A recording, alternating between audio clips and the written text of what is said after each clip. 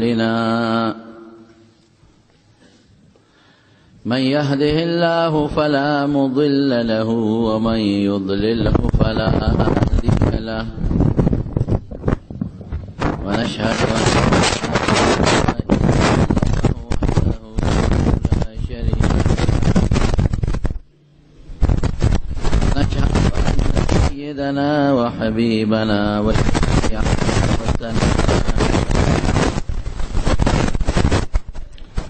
وسندنا ورحمتنا ومولانا محمدا عبده ورسوله أما بعد فأعوذ بالله من الشيطان الرجيم بسم الله الرحمن الرحيم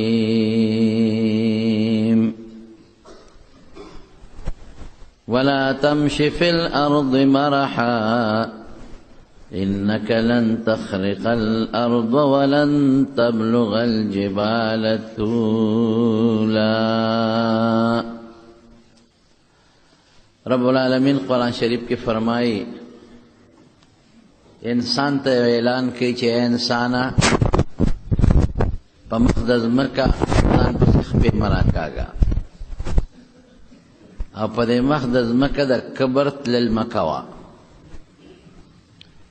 کته په دې مقدس مکه ځان پسې ډېر مخپیرا کاږي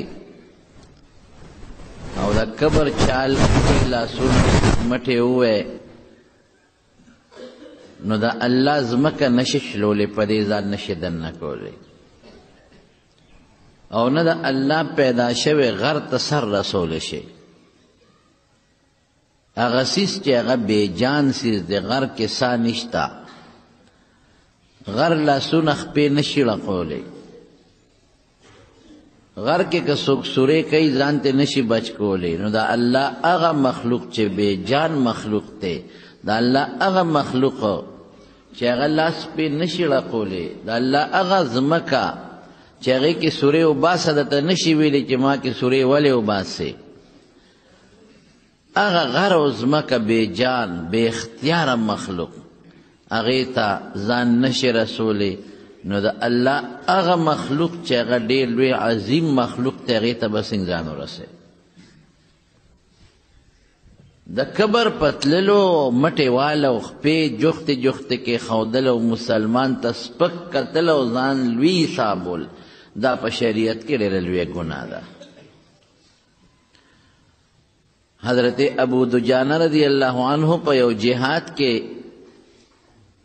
مټې والی او روانو او داسې چالې کو لکه داسې بل ته کمزور او ځان داسې لوی حسابول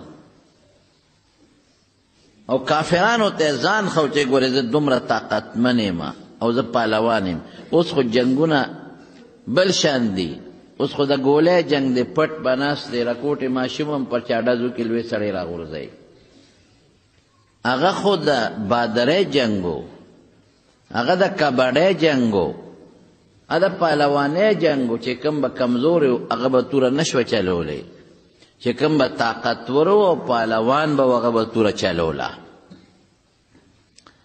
نو دا حضرت ابو دجانه رضی الله عنه هغه چال داسې کوي چې دشمن باندې خپل روب ورچوي مټې وی او خپې نږدې نږدې ږدي او ځان رلاقوي چې رسول الله مبارک ورته نظر شو نو مسکی شو وی دا چال د خدای ډېر بدي شي خو په دې میدان کې بدي نشي دلته خوښ دی د کافر په مقابله کې که ته مټې ووایې او هغه ته خپل روب وښی او د کافر په مقابله کې ته جوخ ځای او هغه ته وایې چې ګورې ته د یو لاس د طاقت هم نه نو دا خیر دی او دې نه بغیر دغه چال رسول الله مبارک فرمایي د خدای ډېر بدي شي د الله نه دی خوښ کم کمال چې په خپله تواضع انکسار وجه ځای کې دی او په دې څومره الله خوشحالیږي نو په سر اوچتولو د هغې نه زیات خفه کېږي نبی کریم صلی الله علیه وسلم چې کله د مکې د مدینې شریفې ته هجرت وکړ د مدینې خلق دړادر د پیغمبر علیه السلام مرګري کېدل او ایمان قبلو دا هغه وخت و چې عبدالله ابن ابی د زړه نه خو تر اخره پورې کافر و، خو په خولې ملا دی مسلمان شوی نو. وروسته بیا منافق شو، وروسته بیا په خولې کلمه وی، په خولې د پیغمبر علیه السلام ملګری ځان حسابه و او د زړه نه خو کافر. خو دغه وخت کې لا د خولې مسلمان هم نو. یو صحابي دی د خزرج قبیله سردار دی، سعد ابن عباده رضی الله تعالی عنه. نو حضور پاک د هغه تپوس لته پیغمبر علیه السلام له خدای ډیره عاجز طبیعت ورکړی، هغه به د هر چا تپوس کاو. د یهودیانو تپوس ته به ته بیمار پورسیله، د یو کمزوري مسلمان تپوس پیم کاو. دا پکې نه و چې دا مالدار دی او دا غریب دی، د مالدار او د غریب دا فرق پکې نو. یو ځل یو یهودي ماشوم نا جوړو راکوټې او حضور پاک مبارک هغه له تپوس ته ورغی. داسې ماشوم نو چې هغه نابالغ او بالغ و. هغه هلک خو مونږ خو نن سبا چې عمر یې کم وي مونږ ماشوم ورته وایو، نه و بالغ، نابالغه نو، بالغ و خو راکوټې کشر و. رسول الله مبارک به د مدینې په کوڅو کې کله کله لیده د هلک یې هسې هلته پروتی و، ښه هلک و. پیغمبر علیه السلام سره به کله کېناسته خبرې به یې به اورېدې. نو یو ځل یې تپوس کړو دلته هغه د یهودي هغه ماشوم بچی نه ښکاري څو ورځو نه، چا ورته ویل صاحبه خو ناجوړه دی. وایي ده تپوس یې وکړو د دشمن د بچي تپوس ته، دشمن له تپوس ته. نو چې ورغې نا په کټ کې پروت و او پلار ورسره و. نو نبی کریم صلی الله علیه وسلم خو به هر دی د ایمان دعوت چلو، هغه کار خو هم دقه و. یا ماشوم سره چې څنګه پیغمبر علیه السلام کېناست نو حضور پاک ورته هغه ته پته ولګېده نبي علیه السلام ته چې دا بچی مري. اخیري واقع ورته بچی کلمه شهادت یې ورته پیش کوي، دا ووایه. کلمه شهادت مقصد څه دی؟ الله یو د شریک نه لري، په هیڅ حیثیت خدای له شریک نشته، او محمد صلی الله علیه وسلم د الله برگزیده پیغمبر دی. بس دا د کلمه شهادت مقصد. نو حضور پاک ورته کلمه پیش کړه، ای بچی دا کلمه ووایه. نو هغه هلک پلار ته وکتل، پلار یې ورسره ناست و چې بابا څوک یم. نو پلار خو یې و یهودي، خو د یهودیانو ته پته وه چې دا د آخر زمانې رښتونی پیغمبر دی. دې ته پته وخه. قرآن وی الله وی په قرآن شریف کې یعرفونه کما یعرفون ابناءهم، کې دې ته پیغمبر علیه السلام داسې معلوم دی سوچه پیغمبر لکه بچی چې چاته معلومه چې دا زما زوی دی. بچی کې د چا شک نه چې دا زما نه دی. نو چې بچی ورته څنګه معلوم دی، دقسې ورته دا معلوم دی چې دا د آخر زمانې پیغمبر دی. بلکې عبدالله ابن سلام دا یهودی مسلمان شوی دی. نو چاته تاسو کو وستاسو متعلق په قرآن شریف کې داسې راغلي دي چې تاسو دا پیغمبر داسې پیژنئ لکه د زوی په شان. هغه ورته وی نه د زوی نه زیاتې پیژنو، وی په زوی کې لا کله زمونږ شک پیدا شي، هسې نه چې زمونږ ښځې چې ته ګناه کړې مونږ ته نه یو خبر، او دا بچی زما نه نی پیدا ده بل چا نه پیدا. وی په بچی کې هم دا شک کیدی شي او په حضور پاک کې هم دا شک نشته. زمون کلک یقین دی زمون په کتابونو کې چې د آخر زمانې د پیغمبر کم صفتونه راغلي دي، دا هم په ده کې دي، دا مونږ ته معلوم دی. او قرآن شریف کې الله فرمایي وکانوا من قبل یستفتحون علی الذین کفروا فلما جاءهم ما عرفوا کفروا به. دی به مخکې د یهودیان په مدینه کې اوسېدل، نو چې د مدینې د خلکو سره به جنگ جګړه جوړه شوه، نو د یهودیانو به ورته وی د آخر زمانې پیغمبر را روان دی، او چې راشي که خیري بن په ورسره ملګري کېږو هغه له به خدای طاقت او غلبه ورکوي او تاسو به وجنو پرېږدوم نه. او بعضې علما دا معنا کوي یستفتحون چې یا خدایا د آخر زمانې د پیغمبر په وسیله او په برکت مونږ له په دې کافرانو ګټه راکړي. دا به وي فلما جاءهم ما عرفوا، الله وی چې هغه پیغمبر دوی ته راغی او هغه چې دوی پیژنده چې دا اخیری پیغمبر دی او رښتونی دی، نو کفرو به وی نه کفر یې پې وکړ. نو یهودیانو ته پته وه خو دې ظالمانو هغه خپل عصبیت ټینګ کړي و. نو ماشوم پلار ته وکتل هغه هلک چې ما ته خو دې وایي کلمه ووایه بابا څه چل وکړم. هسې یې ورته وکتل په خولې یې ترې تپوس ونه کړ. نو پلار یې پې شو. نو پلار ورته وایي وایي بچې اطیع ابوالقاسم. وایي دا ابوالقاسم د پیغمبر علیه السلام کنیه وه. عرب اوس هم دا نومونه اخلي. د یو نوم کنیه ورته وایي په عربی کې. وایي اطیع ابوالقاسم. وایي بچې د ابوالقاسم د حضور پاک خبره ومنه. پلار ورته نو هغه ماشوم یشهد ان لا اله الا الله واشهد ان محمدا رسول الله. بس دا کلمه شهادت ماشوم وی. او دا کلمه شهادت نه لږ غوندې ساعت پس هغه ماشوم وفاتم شو. نو حضور پاک او فرمایل وی خدای له حمد دی هغه ذات له چې دا بچی د جهنم د اور نه بچ کړي. څومره غټه فایده میلاو شوه. که دا پیغمبر علیه السلام نه وی ورغلی او دا هلک مړ وی خو بالغ و خو کشر و نو کم خوا به ته ټول عمر به په دوزخ کې پروت و. نو د حضور پاک د ورتلو څونه فایده حاصله شوه. اوس هم چې څوک بیمار او ته تپوس وکړي او تا سره روان هم او ته تپوس له ورشي نو له دې والا وګټه او یا لکه زما تپوس وکړه پلان کې خوشحاله شي په هغې او ستا ډېر بدې په هغې باندې یېرېږي او ختم شي. باید سړی خو دړه نه سخت دي خو ډېر خلک په تپوس پوښتنه خوشحالېږي. او پخوا به زمونږ قانون دا و چې خلکو به معمولي هم څوک ناجوړه شو نو یو بل تپوسونو له به تلل. اوس دا رواجونه وختونه کم دي خلکو سره. هر سړی سار نه ماښامه پورې د دنیا په پیسو پسې په منډه ترړه دی. تپوس پوښتنه او که څوک یې کوي هم نو په بدل یې کوي. هلکه وایي پلان کې ناجوړی تپوس دی نه دی. وایي ولې زما یې کړی اوسه د پلان کې پلار ناجوړی تپوس یې نه کوې ولې زما یې کړی و زما د پلار تپوس یې کړی اوسه. نو زمونږ هغه عبادتونه هم نن د بدلو په توره ختم شوي بدل چې دا دی و چې زما یې کړی و زما یې نه دی کړی نو دا خو تا د خدای دپاره کار ونه کړ. او ورونو یاد وساتئ په ترمذي شریف کې حدیث دی چې څوک د الله د رضا دپاره د یو مسلمان پوښتنې له لاړ شي او تپوس ته لاړ شي نو چې د کوره ووته او تر کوره پورې لا نی راغلی نو په دې ټوله لاره او په راتلو کې 80,000 فرشتې د ده دپاره د خدای په دربار کې د بخښنې دواګانې کوي. څومره لوی ثواب دی پکې چې اوته نو د 80,000 فرشتې.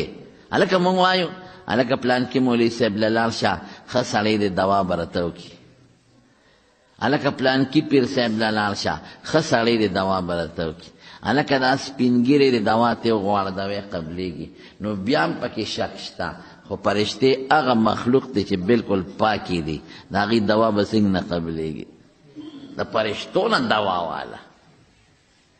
د دې وجې نه رسول الله مبارک فرمایي چې څوک صورت فاتحه وایي او اخره کې دعا کوي اهدنا الصراط المستقیم صراط الذين انعمت عليهم غير المغضوب عليهم ولا الضالين. وی آمین وایه. ولی وی دې وخت کې فرشتې آمین وایي.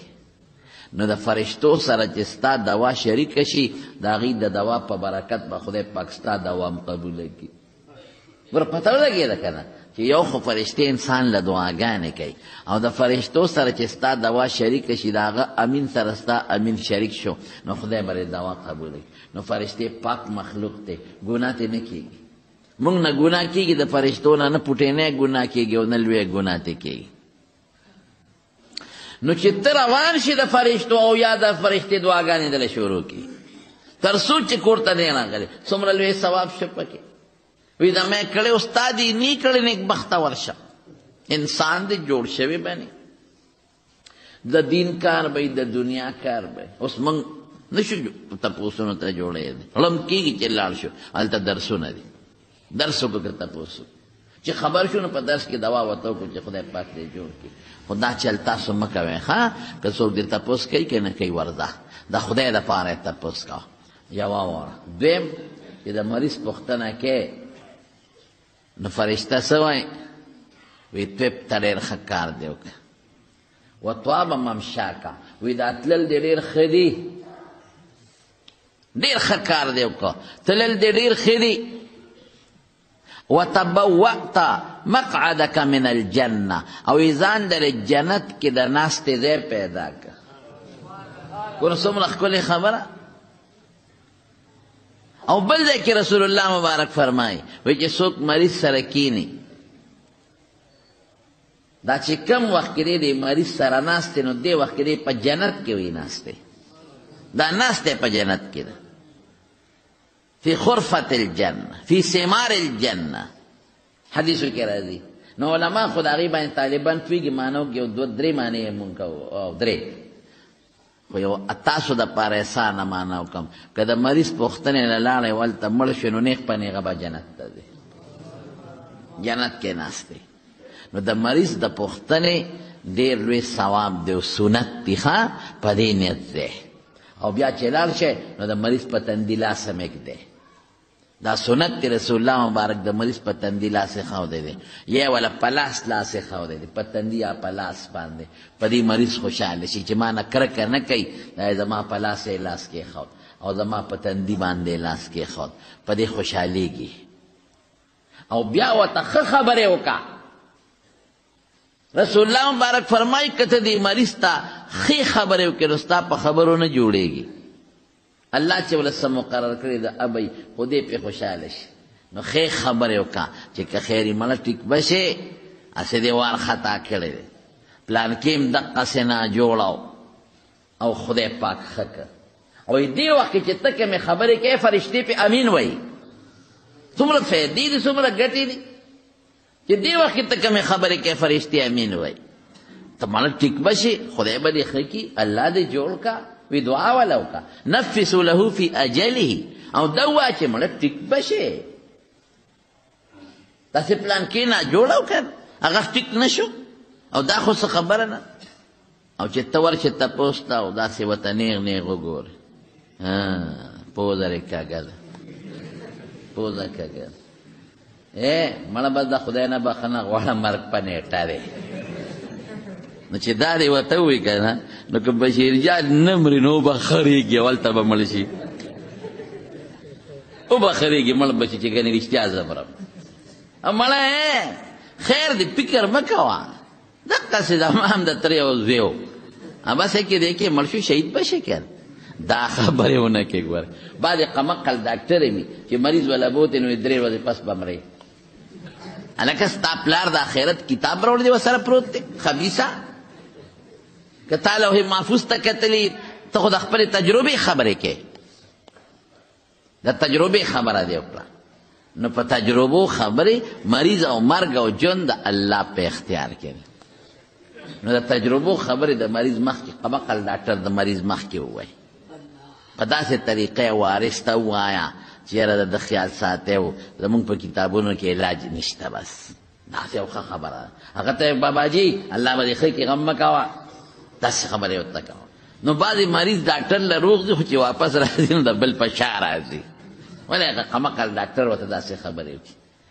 نو مریض ته به ډاکټر هم داسې نه وایي او ته به هم ورته داسې نه وایي. نفسوا له فی اجله، داسې خبرې وکړې چې هغه پې خوشحاله شي. وی ستا په خبرو دې جوړېږي نه، فرشتې پې امین وایي، کیدای شي خدای جوړ کړي. او ستا په خبرو د نیټه نه زیاتې کېږي، خدای د زړه به پې خوشحاله شي. د مریض په آدابو کې یو ادب درته بل هم وایي، دا مسلې زده کړې. بل ادب دا دی چې دم هم پې اچولی شي، که دم دې زده یې پې واچوه. رسول الله مبارک به مریض د لاړ نو دم به یې پې واچو. او بعضې مریضانو سره داسې هم کړي دي چې ګوته مبارکې په خوله کې وانلې ده او بیا د مدینې په ځمکه راښکلې ده او بیا هغه د مریض په تندي راښکلې ده، بسم الله د خدای په نوم دې دمو، تربتو ارضنا زمونږ د ځمکې خاوره، بریقت بعضنا زما د خولې د لاړې سره مبارک، لیشفی سقیمنا یا لیشفا سقیمنا، چې زما د مریض جوړ شي باذن ربنا د خدای پاک. وقیلا مدینه خوره خو بل شان خوره ده، او د حضور پاک لاړه مبارکه خو بل شان مبارکه لاړه. نو داسې هم کولی شي. جبریل علیہ السلام راغی رسول الله مبارک ته وایي وی بیماری وی او وی دم دې کم، وی او دم مې که، بسم الله ارقیک من کل داء یؤذیک الله یشفیک.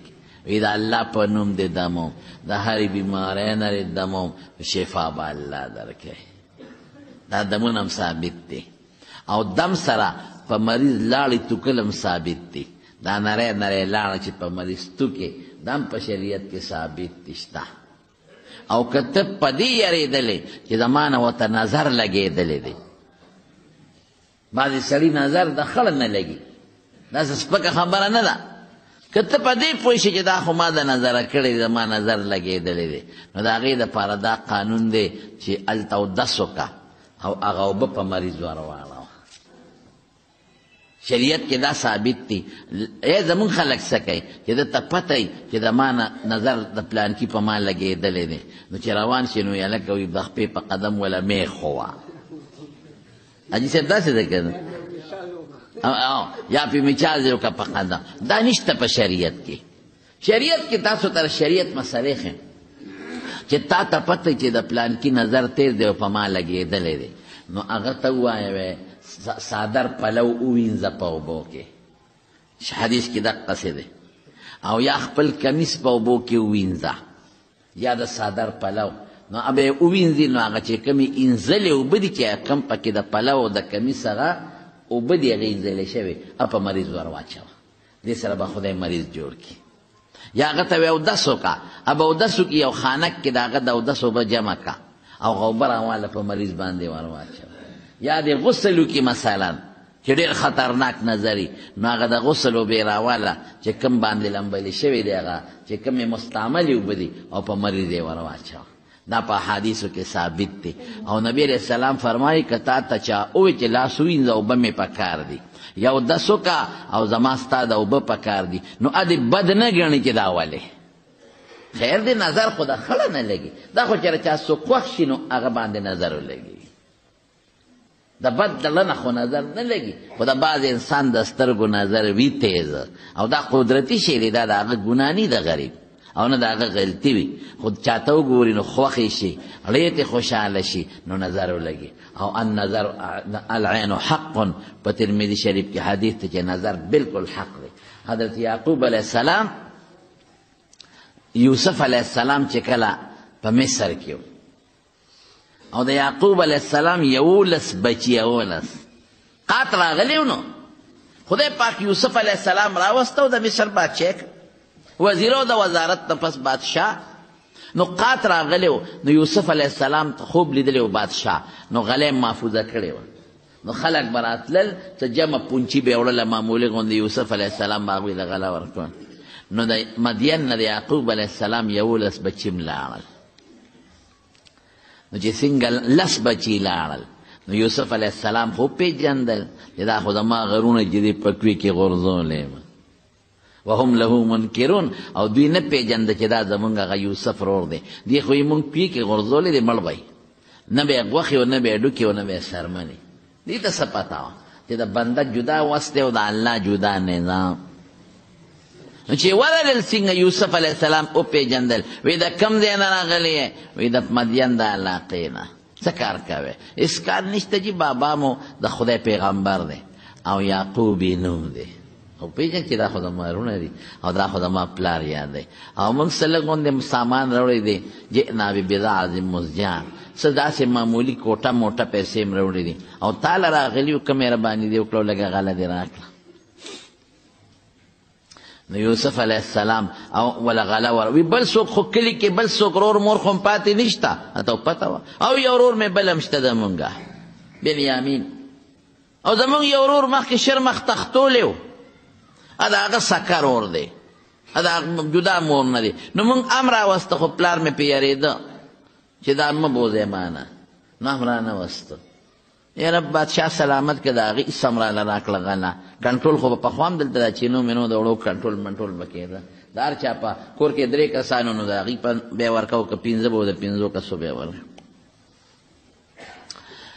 نو وی خبر به کم خبره نشته، لکه ګورې دروغ ونه وایې، نه نه قسم دې تپوس وکړه چې د قافلې نه چې زمونږ بل ورور شته، چې غلی ولا ورکړه وی داسې کار دی شکیم در باندې لکه دروغ هم ماته ویلي نه قسم دی چې بل وی ښه بل دل چې راځی به راولې چې ما ته پته ولګي او که بل ځل هغه را نه وسته که نه هغه بل لور تاسو نو به نه در کوم دل اوس 1 روپۍ به یو قاشق غنم به هم نه در کوم لږ به هم نه در کوم نو دوی دا چلو که چې دی لاړل نو چې غله خلاصه شو نو پلار ته بابا ځو چې غله راوړو خو موږ ته خو باچا ویلي چې ځان سره به هغه بل رور راولئ نه نه نه بچې یوسف باندې مې په تاسو اعتماد کړی نو په هغه هم در باندې وکړم ادنه شرمه خو تختو نو که دا یاره بابا پرېږده قسمونه قرآنونه نو پلار ورته څه وایي ای بچو لا تدخلوا من باب واحد وادخلوا من ابواب متفرقه بچې ګورې په یو دروازه مور دی 11 کسان یې او ټول زلمی او خشته وجودونه هم دي نو که په یو دروازه ورلی او خلکو ولیدلی چې دا خو د یعقوب علیه السلام 11 دا زلمی بچي د نظره بشي نو په جدا جدا دروازو ورشي زمانونو علما د دې نه معلومه چې یعقوب علیه السلام د خلکو د نظره یریده او رسول الله مبارک هم فرمایي چې د سترګو نظر دا حق دی بالکل ثابت دی لګي یو بل هم خبرم درته کوم که چاته پته چې زمانه بل ته نظر لګي بعضې وخت کې د پلار چې دوی ته وګوري لی ته خوشحاله شي نو نظر د پلار هم لګي مور چې بچي ته وګوري نو هغه لی ته خوشحاله شي نو د مور هم بیا لګي زوی پلار ته وګوري لی خوشحاله شي د هغه هم لګي نو چې دا چاته پته ولګي چې زما دا نظر خو په بل لګي نو دې یو لفظ ووایي بیا به نه لګي څه شی دی داسې به ووایي چې سش خدایا لا حول ولا قوة نه ما شاء الله كان وما لم يشاء لم يكن لا حول ولا قوة الا بالله دا دی ما شاء الله كان چې خدای څوک غواړي کېږي وما لم يشاء لم يكن چې خدای یو کار ونه غواړي نه کېږي لا حول ولا قوة الا بالله د مصیبت بیماری نظر نه مخلص او طاقت دا د خدای په لاس کې نو که تا ته پته لګي چې زمانه بل ته نظر لګي نو دا وایې ښه ما شاء الله کان وما لم یشأ لم یکن لا حول ولا قوة الا بالله نو بیا به نه لګي انشاءالله العزیز بهر کې دا خو مې یو څو ضروري خبرې ته د مریض د تپوس وکړي بل یو ادب هم د مریض د تپوس شته چې مریض د سینګ وردنوځي نو لږ ساعت به ورسره کښېنې هسې نه چې ورشي او بالښت ته ډډه ووایي او کله تورس کې او کله شنیس کې هلته هغه ناجوړه دی غریب په هغه خو تکلیف تېرېږي او بچي یې وایي چې خدای سړی زر وباسئ ښځه یې وایي چې مونږ ورته په ډډه په کوټو کې ناست یو کاکاجي راغلی دی متکې ته یې ډډه والې ده خدای کاکاجي له مخه ورکړې تپوس ته یې نه تپوس خو چې اسکې وبسکو که ها توره که شنه یاره بس دا خو چې څنګه نو دا تپوس ولې کې د چایو بس وجي زه رالم او تپوس مې وکړو سلام علیکم او چې دا کوربه راته وایي تورې بس کې کشنې د هغه هم ګورې ډېر لرني بچل جانه چې دا څوک ته وایي تور چې چای په 400 کار کوي چې چای ولا پخه کا یا چې ورسره تعلق یې لکه چای در پخه کم نه تورې سکې او کشنې چې دا پکې راته قضیه مانعت الخلوه جوړه کړي نو دا پیشه په دې باندې چې داسې ګپ شپ دی نو زر ورته وایه چې نه نسکم رسول الله مبارک څه فرمایي تاسو خو زمیندار ډېر پاتې شوی دا غوا میخه چې بندله شي که نه نو دې ته دې اوښې ته لاول بچي ور پرېږدي نو چې بچي ور پرېږدي او هغه ورته پیره پرېږدي د هغې نه پس دا غوا میخلی شي د بچي نه بغیره پی نه را پرېږدي نو دا بچی چې ور پرېږدی نو څونه ټیم هغه معمولی ټیمی کنه نو رسول الله مبارک فرمای وی اوخی ته چې سړی بچی پریدي د پایو پرېښودو دپاره وی دومره ټیم مریض سره کښېنه له دې نه زیات مه کښېنه بس معمولی غوندې چې هغه تنګ نه شي د هغه کور والا تنګ نه شي او مریض د تکلیف را نه شي بس دا معمولی غوندې کښېنه او ضرور سلام علیکم چای ډوډۍ ته مې سارېږه نورونو خبره خیر دا خو پکې مسلې راغی نو نبی کریم صلی الله علیه وسلم نو د مریض په تپوس کې دا غټه غټه فایدې دي. نو هغه ماشوم کلمه وی هغه الک او خدای مسلمان. نو رسول الله مبارک عادت د وجدي چې هغه به د بیمار تپوس کو، د غریب به هم کو، د هر چا تپوس پوښتنې لبته. نو سعد ابن عباده رضی الله تعالی عنه بیمارو، نو پیغمبر علیه السلام یې تپوس ته روان کړ.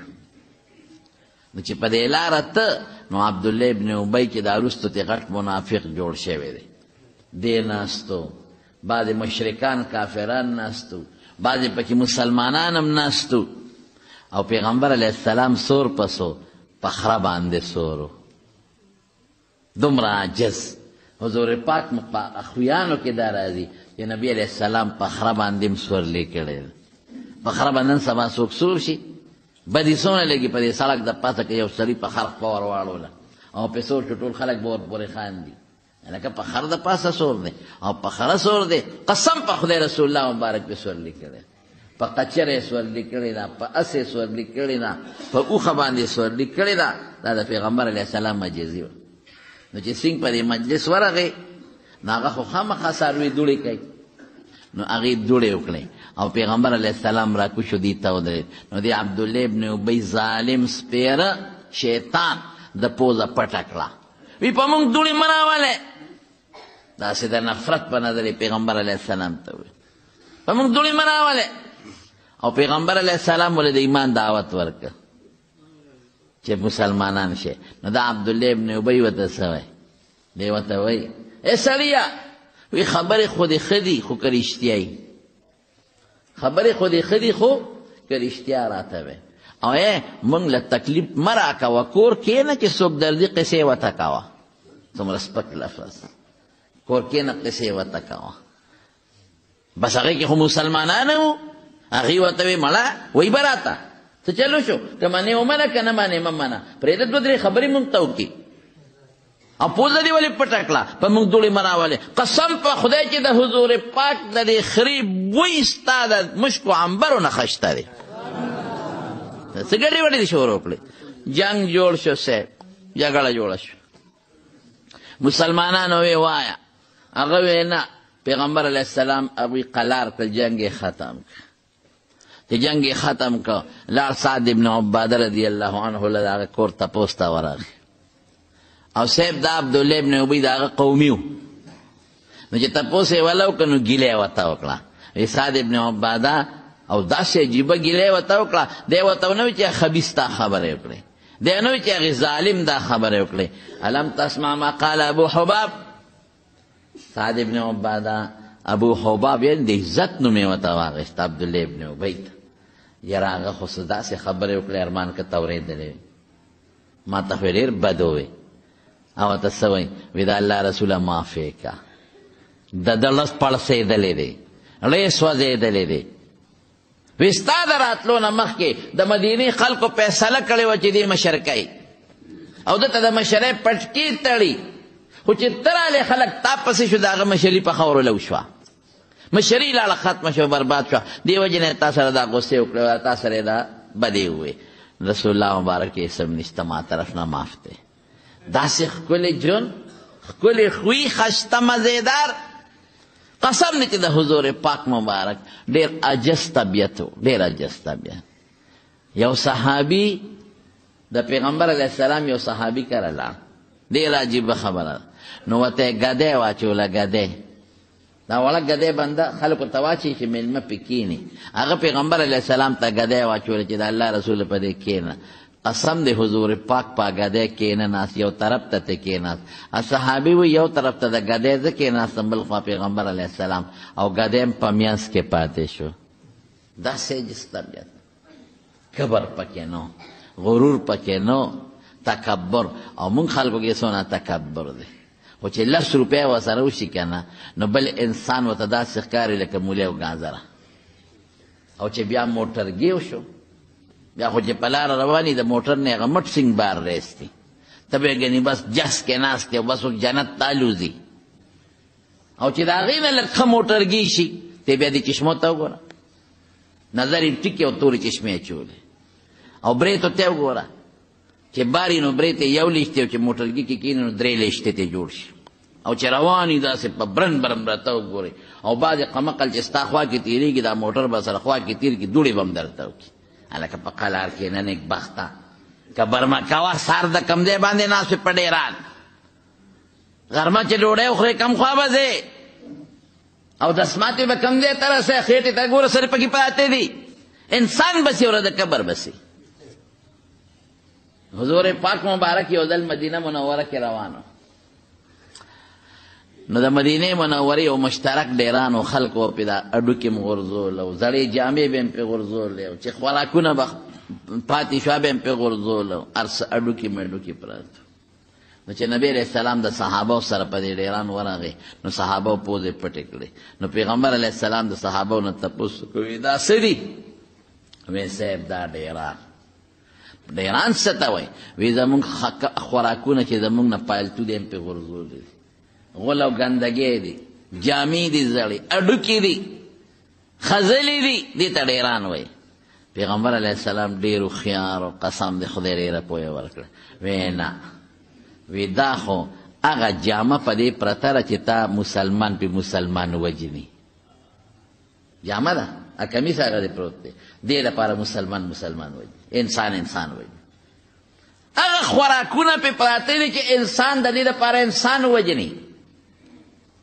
هغه اډوکې پې پراته دي چې کم دپاره انسان خپل رور وجني افسوس پوه درته اوس پټې دا جامه خو په ډېر لوی قیمت خلک په دکان کې اچوي علي او څونه پیسې پې ورکوي خو چې د انسان وجود سره ولګېده نو څه شی ته جوړ شو او دا خوراک څونه قیمتي و په ګوتو کې بند او خشته او خراب نشي نو څونه په خوند او په مینه بنده خوري خو چې د انسان خېټې ته ورسېد نو دغه شی ته جوړ شو دا خو هغه څیزونه دي چې دا د عزت څیزونه د قدر څیزونه خو چې انسان سره وجنګېدل انسان وخوړل نو دغه ډېران ته ورته اوس ډېران وی د مهرونو بنیاد دا دی چې انسان له کبر نه دی پکار چې کم انسان خپل او دسماتې ځای ته نشي رسولی دی به څه کبر وکړي د کم انسان په غاښ چې دړ راشي دړ او شلم کندي پورې د در چغونه څوک خوب نشي کولی دی به څه کبر وکړي کم انسان چې زوی ناجوړه شي او دی د مقبرې او د قبر او د مرګ نه نشي بچ کولی دی به څه کبر وکړي او کم انسان چې دی بیمار شي او نه لاس لقولی شي او نه خپه دی به څه کبر وکړي خو موږ خلکو نن دنیا په مخ اغشتې ده کبر به نه کوي مولانا رشید احمد گنگوہی رحمت اللہ علیہ درس کی اوزل ناستو بار او دے کے باران شو ساس کی شو نو طالبانو سره خو کتابونه ناغي طالبانو منډې کړې کوټې ته ساس کې شو چې کتابونه لامده نشي چا کتاب زغلو چا درې زغلو چا خپل صادر زغلو منډې کړې او ځانونه بچ کول او سامانونه تختول چې دوی کوټې ته تختېدل مولانا رشید احمد گنگوہی څوک الله اکبر د دنیا ډېر لوی شخصیت ډېر لوی عالم ډېر لوی فقی چې موږ ورته جامع المعقول والمنقول وایو ډېر لوی بزرګ د زمانې د حاجي صاحب امداد الله مهاجري مکي مرید ډېر لوی سړی لوی شخصیت د علم غر نو چې طالبانو منډې کړې کتابونه د باران نه پټې او جامې او صادرونه منډې ووالې ما رشید احمد گنگوہی څه چلو که هغه زر پیزار له منډې کړې صادر یې خپل خور کو طالبانو سپلی پکې راواچولې چې دا سپلی پکې د دې باران نه پټې کم سپلی رالي خپل صادر کې اچوي او پنډې ته وتړه او جومات ته روان شو چې طالبانو وکتل چې زموږ د حدیثو شیخ دومره لوی عالم زموږ سپلی راغونډې خپل صادر کې اچوي چغې جوړې کړې دې بزرګانو چې منتر په دقیق منتر مولانا حسین احمد مدنی رحمت الله علیه یو ځل د ریلګاډي سفر کو نو ریلګاډي په ډبه کې یو رکوټه غوندې باتروم بیت الخلا غسل خانه نو هغې کې هر څوک متیازې کوي یو به خو کمې نه اکثره غټ خرابه شي څښا شي ډکه شي بیا پکې د اودسمات انتظام نه نو د ریلګاډي غسل خانه ټټې څښا شوې وه ټول کمو ډکو ګیر چاپېره پکې خلکو چاله متیازې ورشي کم خبر دي د ریل نه خو بار نه شي او نه په شیشه کې متیازې کولی شي او نه هغه زمانه کې د پلاستیک ګوتۍ وي دا خو دا ګوتۍ متیاره ووتې خو څه به کېږي نو د ریلګاډي هغه باتروم کې چې کمپر شو هم خلکو لاړلی نو یو سیټ هندو سیټ سیک دی هندو هغه غریب له اودسمات یې ورغی نو چې ورغې ټټۍ ته ورغې او دروازه یې کولاو کړه د ناستې ځای پکې نو واپس راووت سیټ صاحب بیا ورغی بیا وکتل بیا هم هغسې و. 2-3 پیرې چې سیټ وکړې مولانا حسین احمد مدني رحمت الله علیه وي پوه شوم چې د دې سړي اودس ماتې ورغلی دی او انتظام نشته راده. نو زر ورلم ټټۍ ته وردن نه شوم او د ډبې په دې سیټونو کې او په دې غاړه کې خلک سیګرټ څکي که نه څکي د هغه سیګرټو ټوټې پرتې وې مې راواغېستې او د سیګرټو د ډبو دا وړې وړې ټوکړې پرتې وې دا مې راغونډې کړې. خو چې څه ګن مند وه مې غلې راغونډ که څوک مې په ځان پې نه کړل او غلې غسلخانې ټټۍ ته ورننوتم او د سیګرټو په هغه ډبو باندې په هغې مې هغه ټټۍ صفا کړه مې پاکه کړه. مولانا حسین احمد مدني وڅوک الله اکبر کم شخصیت ہو څومره لوی بزرګ هستي زمونږ تحریک پاکستان هند و پاک کې څومره لوی کارنامه او د حدیث استاد په دارالعلوم دیوبند کې شیخ الحدیث او چې سملاسته به د شپې ځان له یو ځای کې یو ځای جوړ کړی او د خاورو بالښ یې ځان نه جوړ کړی نو کله کله به د خاورو په بالښ سملاستېده چا ورته وي دا څه کوي قبر سره ځان بلدوم او 14 کاله په مدینه منوره کې په مسجد نبوي کې د حدیثو درس کړی دی. 14 کاله په مدینه منوره مسجد نبوي کې د پیغمبر علیه السلام په جمعات کې 14 کاله حدیث لوستی دی. هغه لوی هستي راځي او د ډبو په دې ټوکړو باندې اودس ماتې راغونډۍ غسلخانه پاکه کړه چې صفا کړه. بار وسیټ صاحب ته وی صاحب که تاسو اودس ماتوئ ورشئ سیټ صاحب وره غسلخانه صفا ده پاکه ده اودس ماتې پکې دې ته ایمان وایي دې ته عاجزي وایي. دا کارو کنو ته د پیغمبر عاشق یې دا کارو کنو ته د پیغمبر سوچه امتی یې دا کارو کنو ته د پیغمبر مبارک په نقش قدم لاړې چې دا کار نه کوې ته د پیغمبر په نقش قدم نه روان ته خو مټې وې ته خو مسلمان ته سپک ګورې ته خو د مسلمان بې عزتي کوې ته خو مسلمان ته خپل طاقت ښیې ته خو مسلمان ته خپل کلاشنکوپ ښیې او ته خو مسلمان ته په داسې نظر ګورې لکه چې ته زما د خپې چیتر یې. اوس هم بعضې خلک وایي دا پلان کې خو زما د خپې سپلی ته هم نه رسي دا څه شی دی مړه وایي دی خو زما د خپو د پیزار ته هم نه رسي. هلکه داسې موایه غربت او خانی دام د خدای په اختیار کې ده او عزت او ذلت د چا په لاس کې د الله او صحت او جن او بیماری او مرض دام د الله په لاس کې ده. مکور او به دې پرځئ سبا به کټ کې پروت دی. هغه غریب به راځي هغه به جنازه کوي هغه غریب به سسکوره وړي هغه به دله قبر کوي هغه غریب به چاري وړي هغه به در باندې خاورې راکاږي. د غریبوالي په وجه به چاته سپک نه ګورې او د نسب په بنیاد به هم چاته سپک نه ګورې. پلان کیز وی د پلان کیز وی ټول نبی علیہ السلام فرمایي کلکم بنو آدم ټول د آدم علیہ السلام بچی و آدم من تراب او آدم علیہ السلام د خاور نه پیدا ټول موږ د خاور نه پیدا. نو رب العالمین په قرآن شریف کې فرمایي ولا تمشي فی الارض مرحا په مخ د ځمکه چې ګرځې د کبر چال به نه کې انک لن تخرق الارض ولن تبغ الجبال طولا نه ځمکه شلولی شي نه غر ته خطې شي.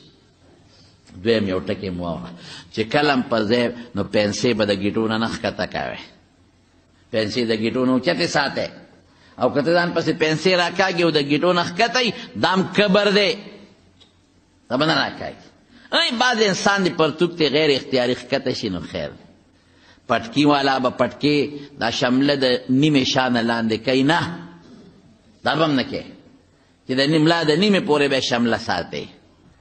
حضرت ابوبکر صدیق رضی الله تعالی عنہ رسول الله مبارک دا فرمای الله رسول ما نه کله لنګ ځمکې ته راښکلې کېږي زه خو کوشش کوم خو ښکته شي وی خیر دی انک لست منهم ته قصدن د کبر په بنیاد نه ښکته کې نو د کبر د وجې پنسې ښکته کول. بعضې خلک چې مونځ کوي په مونځ کې مټې ووایي په مونځ کې به لستوڼی وی ځان دی بره به نه تړې دا مکروه دی دا ناجایز دی. بعضې خلک ما نه چا تپوس کو سرتور سرمونځ مې بلکل کېږي یو انسان دی هغه سره ټوپی نه دی راغې ټوپی نشته به سرتور سره مونځ کېږي دا نه چې کنې پې نه کېږي. یو انسان دی هغه سره څادر نه چې په سر واچوي نو پروا نشته خیر په سرتوره دې مونځ کېږي دا نه چې نه کېږي. خو نن سبا مونږ خلک چې په سرتوره کوو رښتیا ووایه د څه په بنیاد یې کوو د تکبر په بنیاد سیٹو کے وانی او ادری گیو کویٹ مالٹو پیتا پکی ساجت تے بیٹو پیم کیگی نو کیگی چاوے چے نکیگی خو لیکن ستا دا چال ٹک ندی دا نقشہ دی ٹک ندا نقشہ دی دا کبر جوڑا کرے دا کبر نقشہ بانا جوڑا ہے دا کبر پا نقشہ خدای خپا کی بس آخیرہ کی اوٹا کی سورا حدیث پاک کے راضی چی پا جہنم کی او کند خدای جوڑا کرے او دومره خطرناک ده چې دوزخ ته روزانه او یا زره کرته پناه غواړي او دې ته به څوک دي کبرجن به ورته دي او کبرجن خلق به د قیامت پر ورځ د میږو په اندازه واړه واړي دا خلق به د پاسه خپېږ دي خپې نو الله دعا وکړي چې خدای د کبر نه وساتي الله زموږ عجزي نصیب کړي او خدای دې زموږ له دنیا او د آخر خیر راکړي خدای د دنیا او د آخر د شر نه مو ساتي الله زموږ بیمارو له شفا ورکړي بعضی بیماران دی دعا کوي چې الله شفا ورکړي خدای که په هسپتالونو کې د کورونو کې بیماران دي شفا ورکړي که څوک قرضداران یې قرضونه اخلاص کړي خدای زموږ فراخ روزي نصیب کړي او بعضې کسان وفات شوي دي دعا ورته وکړئ ما اورېدل دلته زموږ په دې سیزو کندې کې د صدام اوس خبر شو د صدام مور وفات شوې ده او سریر خان خواخې سریر خان خواخې ده خو څوک اپریدې کا کم وفات شوی ها داجی صاحب واره د کینسر دعا کې چې الله ولا شفا ورکړي افریدی وفات شوی هغه تم دعا کې سریر خان زمون خوري خدمت کوي دلته په دې اجره کې او دارون هم زمون ډېر خدمت کوي او دعا کې خواخې وفات شوی زه خو خبر شوم الله دې مغفرت نصیب او دا چې څومره مردگان دي خدای دې ټولو بخي که ستاسو کې پکلو کې څوک مړي خدای ټولو بخي او الله ته زمونږ د دنیا او د آخر برکات او خوشحالي نصیب کړي یو بل مرګ دې په دې کارخانو مارکیټ کله منزل هم راځي هغه ته څه مسله ده او دعا وکړئ چې خدای ورته په خیر باندې حل کړي خدای ته زمونږ د دنیا او د آخر برکات او خوشحالي نصیب کړي او د دنیا او د آخر د غمونو نه مو ساتي او الله د آفتونو نه مو ساتي او چې کوم مرګري دلته راځي دې جومات ته یو یو قدم ولا خدای اجرونه ورکړي او خوشحالي ولا ورکړي خدای ته زمونږ ناراضي شي خدای مونږ کې کبر ما پیدا کړي مونږ ګورې خدای ډېر جزان یو او مونږ ډېر کمزور یو زمونږ ژوند زمونږ مرګ زمونږ عزت خدای ستا په لاس کې دی زمونږ صحت ستا په لاس کې دی خدای مونږ تا ته په یو یو قدم محتاج یو نو خدایا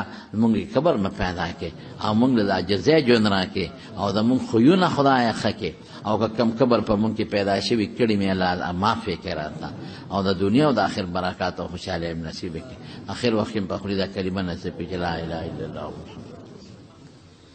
او نسوارو باندې او دست نه ماتېږي ښه